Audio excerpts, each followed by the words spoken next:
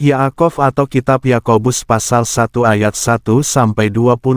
Yakobus, seorang hamba Elohim dan Tuhan Yeshua HaMasiah. Kepada kedua belas suku yang ada diperserahkan. Salam, hai saudara-saudaraku, apabila kamu jatuh ke dalam berbagai pencobaan, hendaklah kamu menganggap semuanya itu kesukacitaan. Karena mengetahui bahwa ujian imanmu itu mengerjakan ketabahan. Dan biarlah ketabahan itu menghasilkan perbuatan yang sempurna supaya kamu menjadi sempurna dan lengkap dengan tidak kekurangan suatu apapun. Dan apabila di antara kamu ada yang kekurangan hikmat, biarlah dia meminta dari Elohim, yang memberikan kepada semua orang dengan bebas dan dengan tidak mencela, maka hal itu akan diberikan kepadanya. Namun biarlah dia meminta dengan iman, dengan tiada bimbang, karena orang yang bimbang, ia seperti ombak laut, yang dikendalikan oleh angin dan terombang-ambing. Karena orang itu tidak mengharapkan, bahwa dia akan menerima sesuatu dari Yahweh. Pria yang bercabang hati itu tidak tenang dalam segala jalannya. Dan, biarlah saudara-saudara yang rendah berbangga dalam ketinggiannya, dan orang-orang kaya di dalam kehinaannya, karena dia akan lenyap seperti bunga rumput. Sebab matahari terbit dengan panasnya dan melayukan rumput serta menggugurkan bunganya, dan keindahan rupanya menjadi pudar. Demikian pula orang kaya akan dilenyapkan dari jalan hidupnya. Berbahagialah orang yang tabah menanggung pencobaan, karena apabila telah teruji, maka dia akan menerima mahkota kehidupan yang telah Tuhan janjikan kepada mereka yang mengasihi Dia. Ketika dicobai, janganlah seorang pun berkata, "Aku dicobai oleh Elohim." Sebab, Elohim tidaklah dapat dicobai oleh yang jahat, dan Dia sendiri tidak mencobai siapapun. Namun setiap orang dicobai karena diseret dan dipikat oleh keinginannya sendiri. Selanjutnya, keinginan yang telah mengandung itu melahirkan dosa, dan dosa yang digenapkan itu melahirkan kematian. Hai saudara-saudaraku yang terkasih, janganlah tersesat. Setiap pemberian yang baik dan setiap karunia yang sempurna adalah dari atas, turun dari Bapa segala terang, yang di hadapannya tidak ada perubahan atau bayangan peralihan. Yang telah menentukan, agar kita menjadi suatu buah sulung dari ciptaannya, Dia telah melahirkan kita melalui firman kebenaran. Maka itu hai saudara-saudaraku yang terkasih, biarlah setiap orang cepat untuk mendengar, lambat untuk berbicara, lambat untuk marah. Sebab kemarahan manusia tidak menghasilkan kebenaran Elohim. Sebab itu, dengan menyingkirkan segala kotoran dan banyaknya kejahatan, terimalah dengan kelemah lembutan firman yang ditanam, yang dapat menyelamatkan jiwamu. Dan jadilah pelaku firman, dan bukan hanya pendengar yang menipu diri sendiri. Sebab jika seseorang menjadi pendengar firman tetapi bukan pelaku, ia ini telah menjadi seperti orang yang mengamati wajah aslinya pada sebuah cermin. Karena dia mengamati dirinya, tetapi setelah pergi, maka dia segera melupakan seperti apakah dirinya. Namun, dia yang melakukan penyelidikan terhadap Torah yang sempurna mengenai kemerdekaan, dan yang terus bertekun, dia bukanlah orang yang menjadi pendengar yang pelupa, tetapi seorang pelaku perbuatan, dia akan menjadi orang yang berbahagia dalam perbuatannya. Jika seseorang di antara kamu berpikir untuk menjadi orang yang beribadah dengan tidak mengendalikan lidahnya, tetapi dengan menipu hatinya, inilah ibadah yang sia-sia. Ibadah yang murni dan tidak bercacat di hadapan Elohim dan Bapa adalah seperti ini, mengunjungi yatim piatu dan para janda dalam kesukaran mereka, dan menjaga diri sendiri tidak tercemar dari dunia. Yaakov atau Kitab Yakobus pasal 2 ayat 1-26. Hai saudara-saudaraku, Sebagai orang yang beriman pada Tuhan kita Yeshua HaMasiah yang mulia, janganlah kamu membeda-bedakan orang. Sebab, bila mana seseorang dengan pakaian gemerlap bercincin emas masuk ke dalam sinagoga kamu, dan masuk juga seorang miskin dengan pakaian lusuh, dan kamu memandang kepada yang mengenakan pakaian gemerlap serta berkata kepadanya, silakan engkau duduk di sini, dan kepada yang miskin kamu berkata, berdirilah engkau di sana, atau duduklah di sini di dekat alas kakiku. Bukankah kamu telah membeda-bedakan dalam dirimu dan bertindak sebagai hakim dengan pikiran yang jahat? Dengarlah, hai saudara-saudaraku yang terkasih, tidakkah Elohim memilih mereka yang miskin di dunia ini, agar kaya dalam iman, bahkan selaku para pewaris kerajaan yang telah Dia janjikan bagi mereka yang mengasihinya? Namun, kamu meremehkan mereka yang miskin. Bukankah mereka yang kaya menindas kamu, bahkan mereka itu menyeret kamu ke pengadilan? Bukankah mereka itu telah menghujat nama yang baik yang telah disebutkan atasmu? Bagaimanapun juga, bila kamu menggenapkan Torah kerajaan sesuai dengan kitab suci, hendaklah kamu mengasihi sesamamu seperti dirimu sendiri, kamu sedang melakukannya dengan baik. Namun, jika kamu membeda-bedakan orang, kamu sedang melakukan dosa, karena oleh Torah itu terbukti sebagai para pelanggar. Sebab, siapa saja yang ingin memelihara seluruh Torah, tetapi tersandung dalam salah satunya, dia telah menjadi bersalah terhadap seluruhnya. Sebab, dia yang berkata, jangan berzina, berkata juga, jangan membunuh. Dan jika engkau tidak berzina tetapi membunuh, engkau telah menjadi pelanggar Torah. Berbicaralah sedemikian rupa dan bertindaklah sedemikian rupa seperti orang yang akan segera dihakimi oleh Torah pembebasan. Supaya penghakiman yang tanpa kemurahan berlangsung atas dia yang tidak menunjukkan kemurahan dan kemurahan menang atas penghakiman.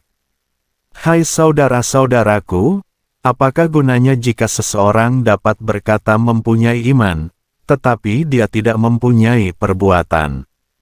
Apakah iman itu sanggup menyelamatkannya? Dan, apabila seorang saudara atau saudari kedapatan telanjang dan mereka kekurangan makanan sehari-hari, tetapi seseorang dari antara kamu berkata kepadanya, pergilah dengan damai, hangatkan dan kenyangkanlah dirimu, sedangkan kamu tidak memberikan kepada mereka apa yang dibutuhkan tubuhnya, apakah gunanya? Demikian pula iman, jika dia tidak mempunyai perbuatan, dengan sendirinya dia itu mati.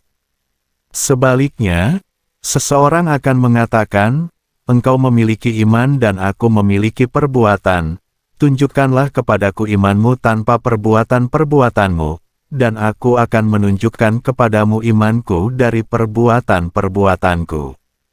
Engkau pun percaya bahwa Elohim adalah Esa, engkau melakukannya dengan baik, roh-roh jahat pun percaya dan mereka gemetar. Namun engkau, hai manusia fana, maukah engkau mengetahui, bahwa iman tanpa perbuatan adalah mati?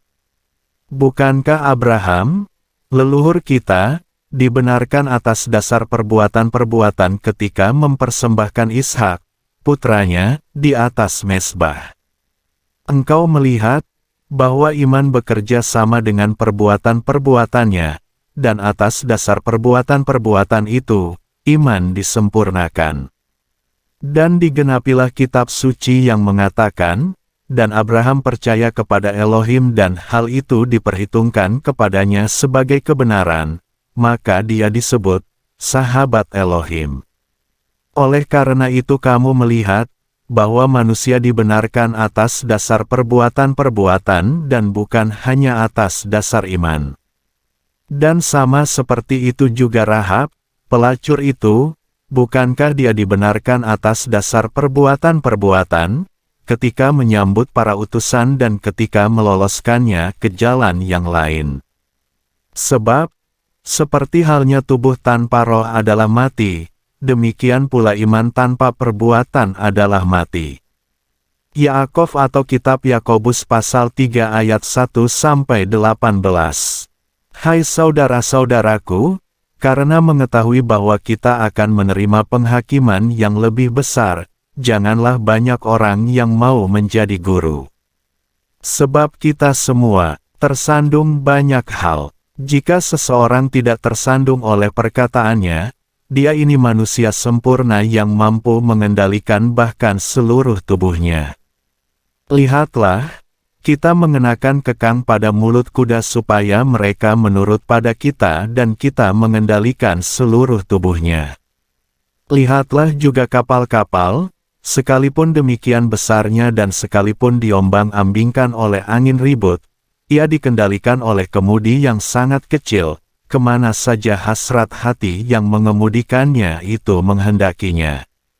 Demikian juga lidah, sebagai anggota tubuh yang kecil, namun dia membual hal-hal yang besar.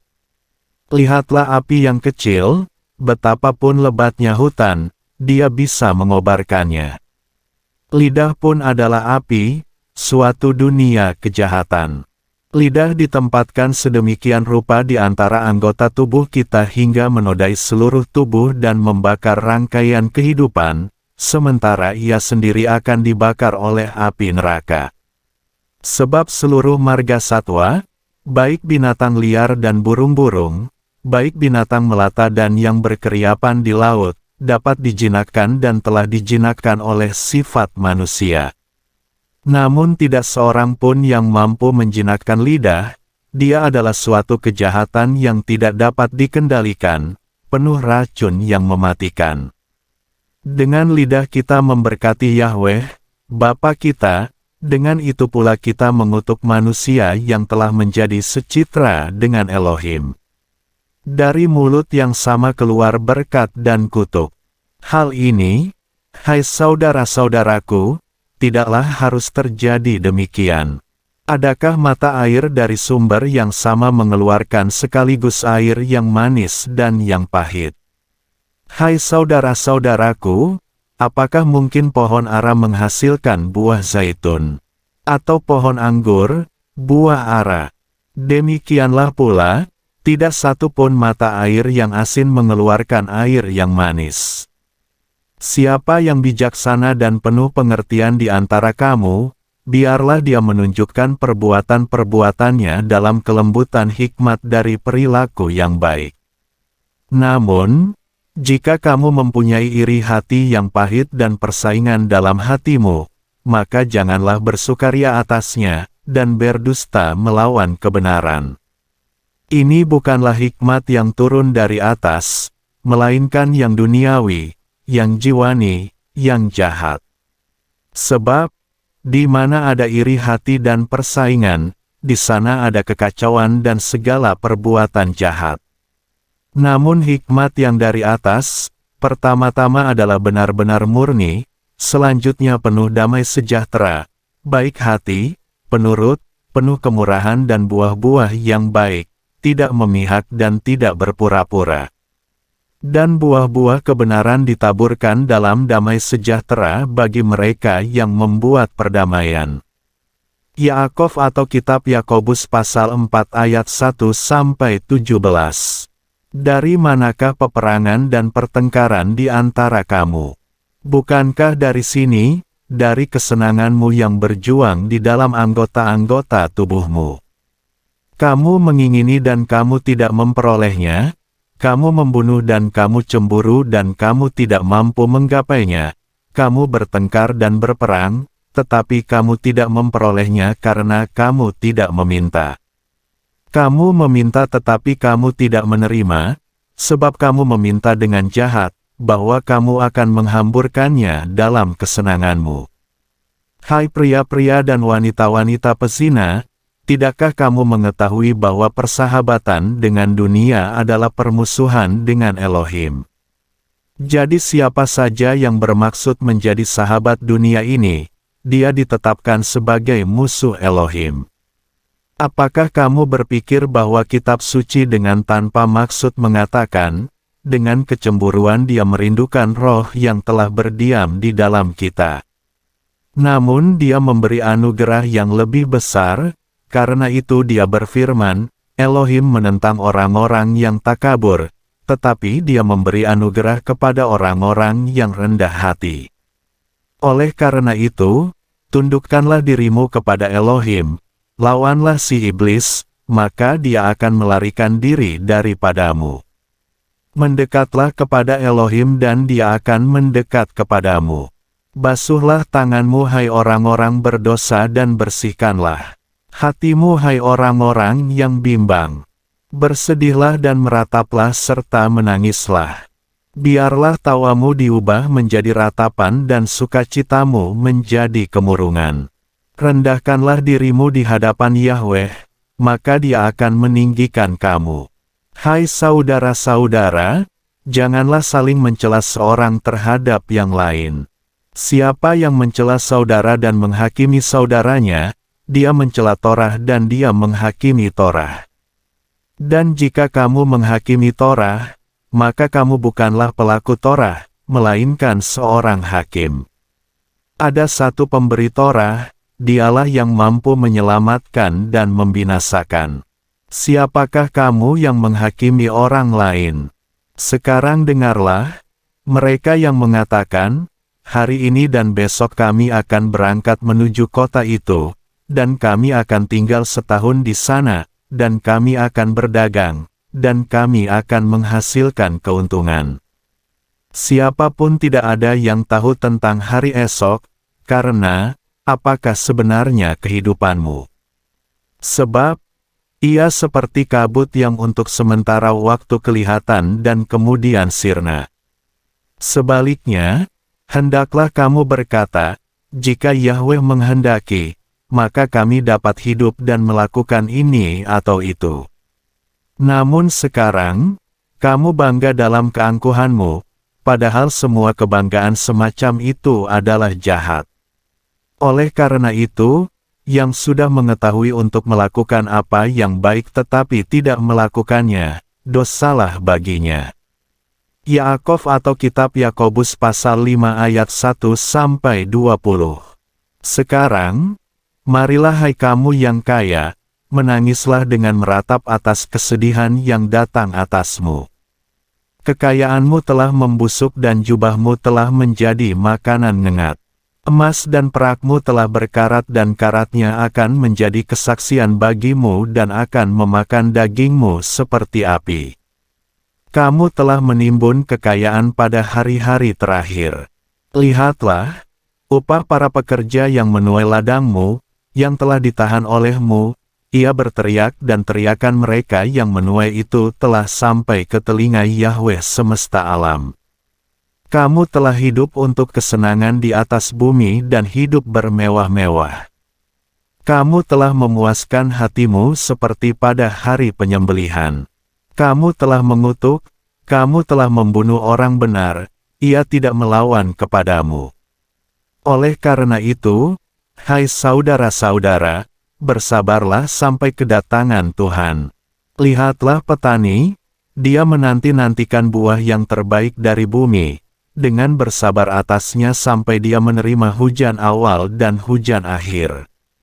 Bersabar jugalah kamu, teguhkanlah hatimu, karena kedatangan Tuhan sudah dekat.